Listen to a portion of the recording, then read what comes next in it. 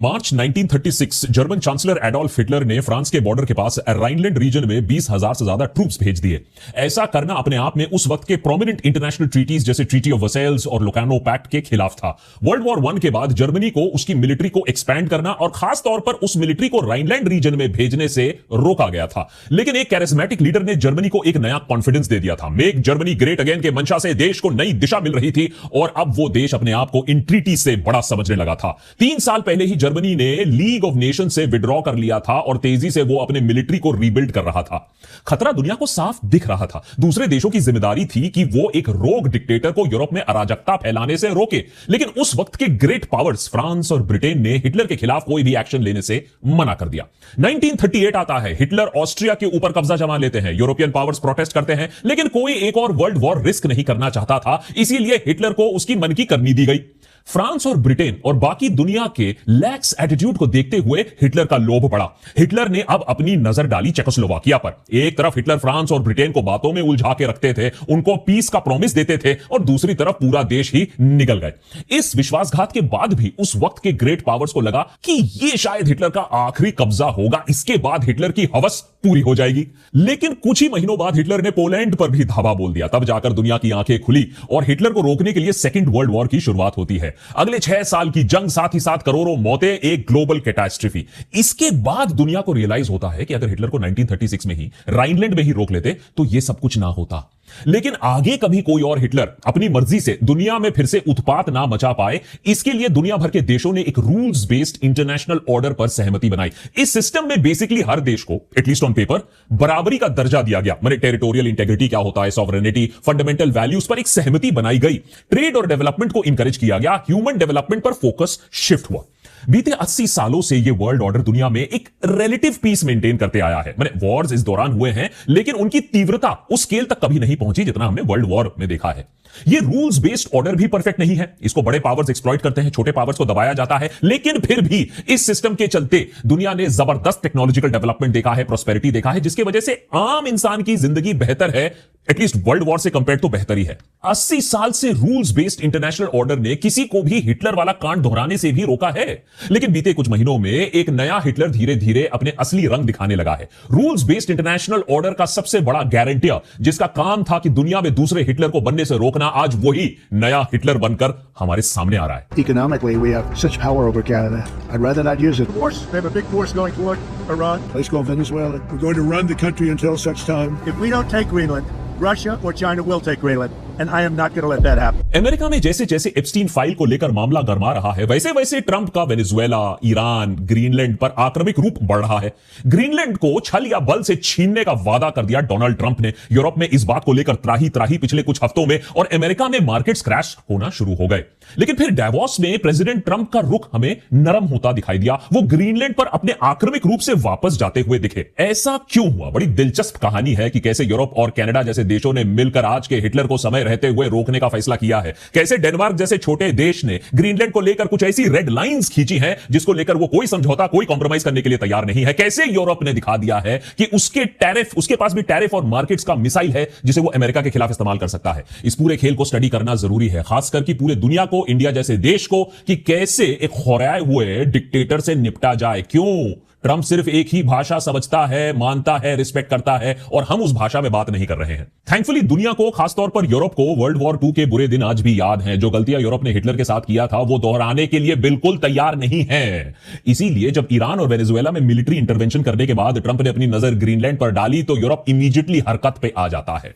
सबसे पहले यूरोपियन देशों ने ग्रीनलैंड की सिक्योरिटी पर ध्यान देना शुरू किया। वहां मिलिट्री ड्रिल्स होने लगे, सैनिक भेजे गए, कम ही सही, लेकिन एक साफ संकेत गया अमेरिका को कि जो फौज कल अमेरिका के साथ नेटो का हिस्सा बनकर काम कर रही थी, अमेरिका के लिए मरने के लिए तैयार हो गई थी, आज उन्हीं के खिलाफ वो खड़े होने के लिए तैयार है। यहां तक कि हैकिंग और इलेक्ट्रॉनिक सर्वेलेंस से बचने के तरकीब भी निकाले जाने लगे। यहां तक कि सिक्योरिटी फोर्सेस को ब्लूटूथ डिवाइसेस ना इस्तेमाल करने की सलाह दी गई। याद रखिए कैसे अमेरिका ने वेनेजुएला के डिफेंसेस को पहले ही हैक कर दिया और उसके बाद अपने हेलीकॉप्टर्स भेजकर मडूरो को उसके घर से अगवा कर लिया। देखिए, वॉर हो या बिजनेस, आज साइबर सिक्योरिटी ना होने का मतलब है कि दुश्मन को आप अपने घर में दावत दे रहे हो, अपने देश में दावत दे रहे हो। हमारे देश में ही देखिए कैसे डिजिटल इंडिया की कितनी तेजी से आगे बढ़ चुका है। यूपीआई पेमेंट से लेकर जरूरी सरकारी सर्विसेज तक सब कुछ ऑनलाइन शिफ्ट हो रही है। लेकिन असलियत तो यह भी है कि जितनी कनेक्टिविटी बढ़ेगी उतना ही खतरा भी बढ़ेगा ऑफ हैकिंग।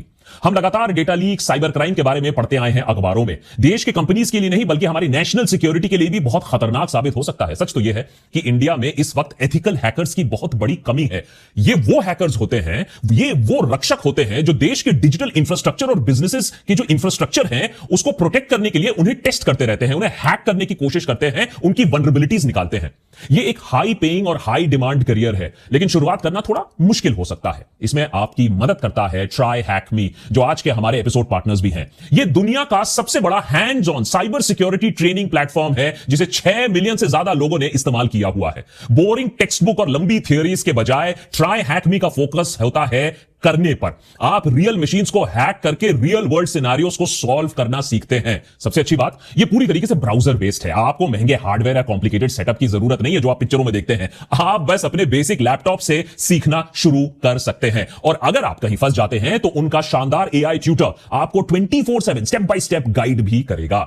चाहे आप एक स्टूडेंट हो जो इस इंडस्ट्री में आना चाहता है या एक प्रोफेशनल हो जो करियर ग्रोथ के लिए अपस्किल करना चाहता है अपने आप को, यह प्लेटफॉर्म आपके लिए है। यहां आप आज ही जाकर फ्री में कई रूम्स एक्सप्लोर कर सकते हैं और उसके बाद अगर आपने मन बना लिया कि इस चीज को लेकर आप सीरियस हैं तो प्रीमियम प्लान आपको सारे एडवांस कोर्सेज का अनलिमिटेड एक्सेस दे सकता है। साइन अप करने के लिए नीचे डिस्क्रिप्शन में मैंने लिंक दिया हुआ है, उसे जाकर क्लिक करिए।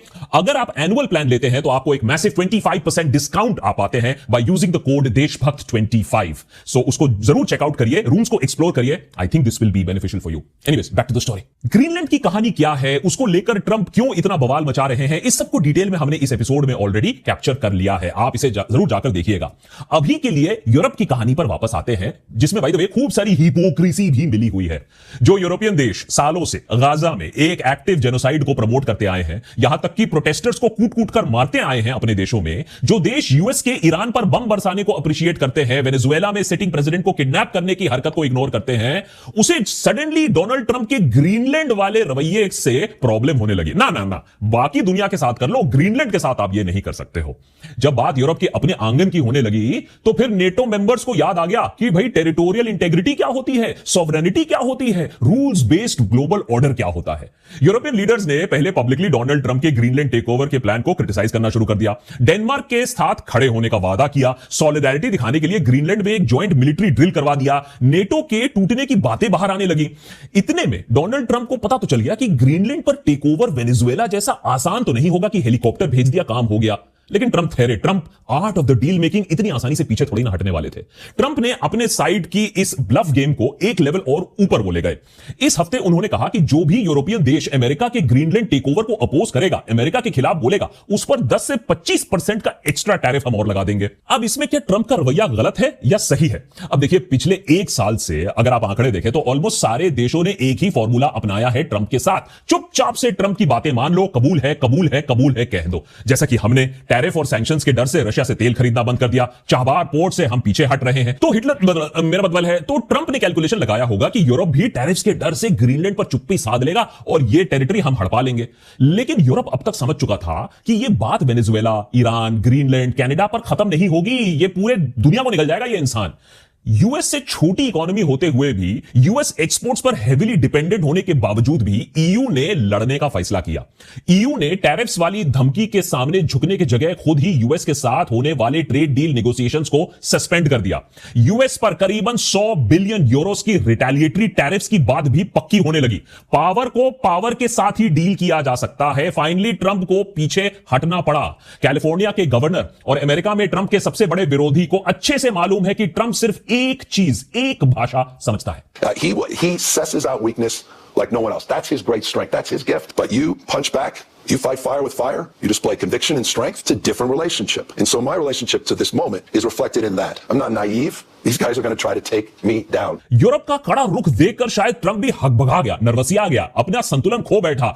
अपने 1 घंटे से भी ज्यादा लंबे स्पीच में, डेवॉस में, ट्रंप ने कम से कम 4 बार ग्रीनलैंड की जगह आइसलैंड बोल डाला। When I told them about Iceland, they loved me. They're not there for us on Iceland, that I can tell you, because of Iceland. So Iceland's already cost us a lot of money. मतलब कभी ये आदमी Armenia को Albania बोल देता है, Greenland को Iceland बना देता है। चल क्या रहा है आखिर? हैं? ये कैसा हिटलर है जो पलक झपकते ही चार्ली चैपलिन बन जाता है? सोचने वाली बात है। They called me daddy, right? Last time. Very smart man said he's our daddy.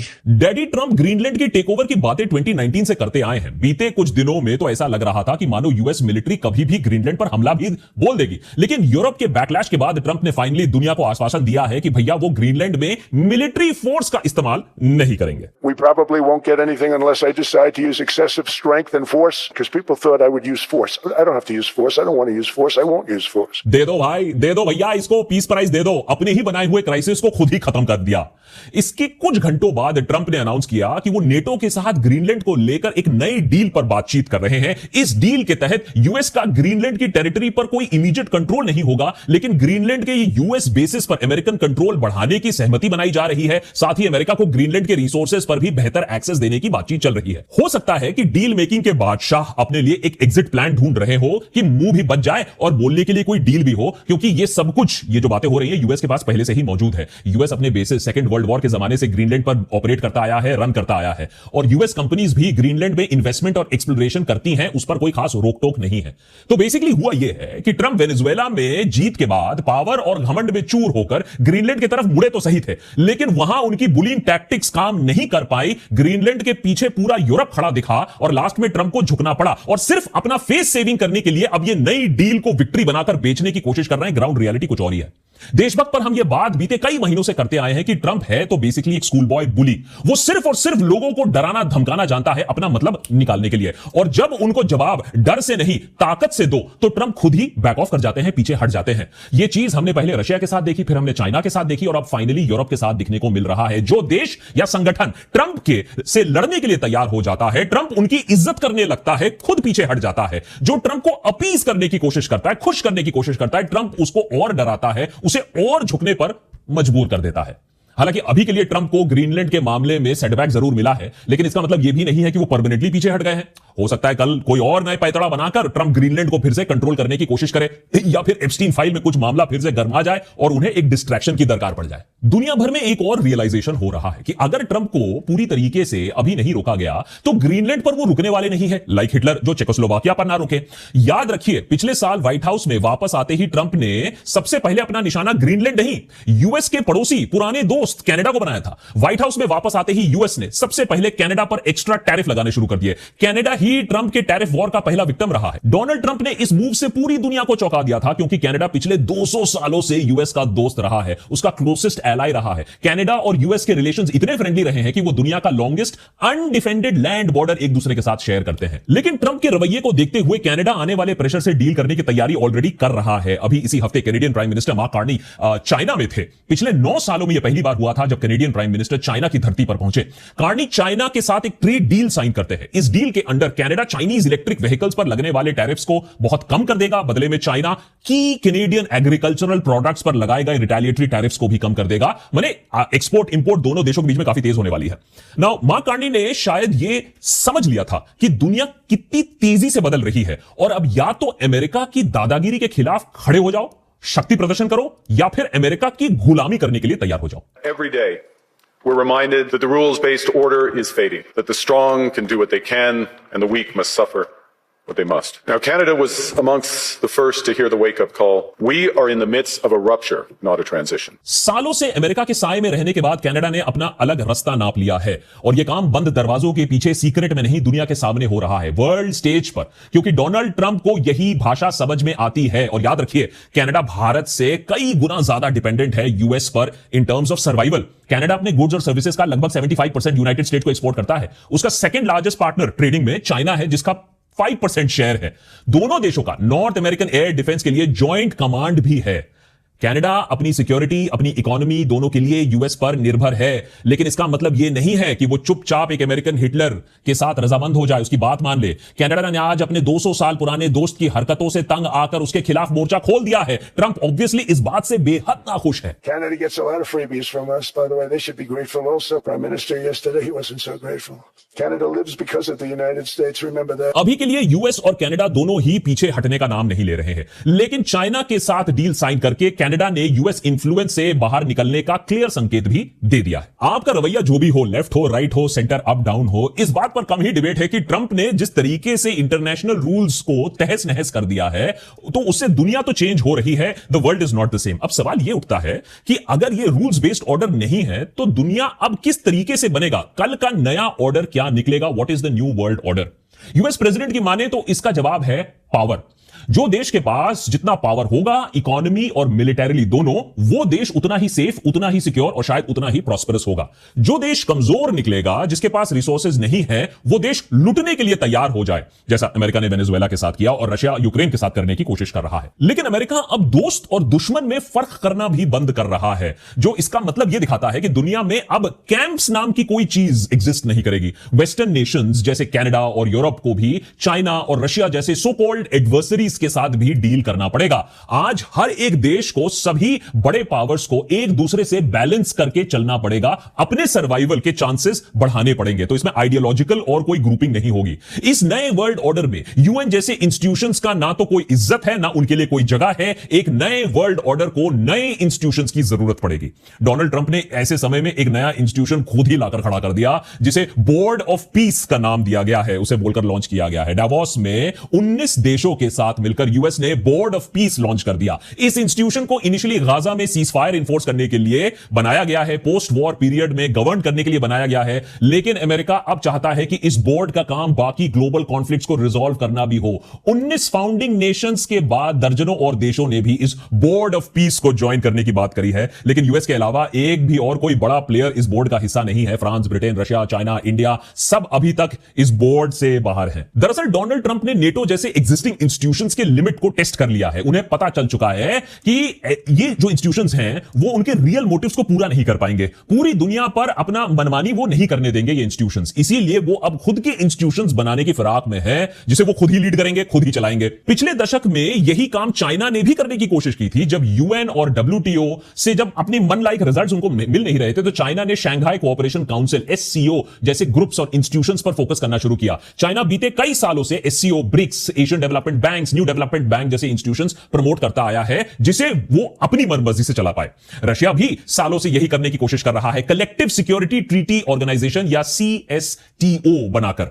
अब इस्लामिक वर्ल्ड में भी आप देख रहे हो कि उनका नेटो स्टाइल अलायंस बन रहा है। अभी तक सऊदी अरेबिया और पाकिस्तान इस इस्लामिक नेटो का हिस्सा थे, अब उसमें तुर्की भी शामिल हो चुका है। यह इंडिया की सिक्योरिटी के हिसाब से कितना खतरनाक है, हमने आपको इस एपिसोड में ऑलरेडी बताया है। यह है नया वर्ल्ड ऑर्डर, जहां हर देश अपने अलायंसेज, अपने इंस्टीट्यूशंस, अपने स्फीयर ऑफ इंफ्लुएंस को बनाने की कोशिश करेगा, जहां एक बार फिर से कोई ट्रेडिशनल एलाइज नहीं होगा, कोई नेचुरल एलाई नहीं होगा, कोई ओल्ड वेदर फ्रेंड नहीं होगा। अगर होगा तो सिर्फ डर और सस्पिशन, और इस डर और सस्पिशन के बीच में हर देश को अपनी सिक्योरिटी को मैक्सिमाइज करना होगा। एक ऐसे दुनिया से डील करने के लिए भारत को भी तैयारी अभी से करनी पड़ेगी। इसीलिए आप देख रहे हो सडनली कि जो सालों पहले हमने रफाल का डील अबैंडन कर दिया था, ठंडे बस्ते में डाल दिया था, उसे हम रिवाइव कर रहे हैं। SU-57 इंडिया में बनाने की बातें फिर से शुरू हो रही हैं। अभी हम चाइना से, गालवान के बाद जो कुछ भी हुआ, एप्स बैन हुए, लेकिन चाइना के साथ फिर से दोस्ती करने की कोशिश कर रहे हैं। आप ये भी देख रहे हो कि हमारे देश से, मार्केट से कितना पैसा बाहर निकल रहा है। लोग सेफ हेवन ढूंढ रहे हैं पैसा इन्वेस्ट करने के लिए। तो आप देखोगे अगले कुछ महीनों में, अगले कुछ सालों में कंपटीशन और भी इंटेंस हो जाएगा, इकोनॉमी और भी लड़खड़ाने लगेगी, ज्यादा टफ सिचुएशन हो जाएगा आपके लिए और मेरे लिए भी, बाय द वे। तो अगर आप इंटरेस्टेड हो इस नए अनसर्टेन टाइम्स में अपने फ्यूचर को सिक्योर करने के लिए, तो जरूर चेकआउट करिएगा ये नई जो साइबर सिक्योरिटी का ये जो ट्रेनिंग प्लेटफॉर्म है, ट्राई हैक मी। लिंक मैंने नीचे देकर रखा है डिस्क्रिप्शन में, उसको जाइए, कोड यूज करिए देशभक्त 25 और एक 25% डिस्काउंट भी आपको उनके एनुअल प्लान पर मिल सकता है। भैया देश हो या अपना फ्यूचर हो, अब अपने हाथ में ही है, इसको सिक्योर रखना।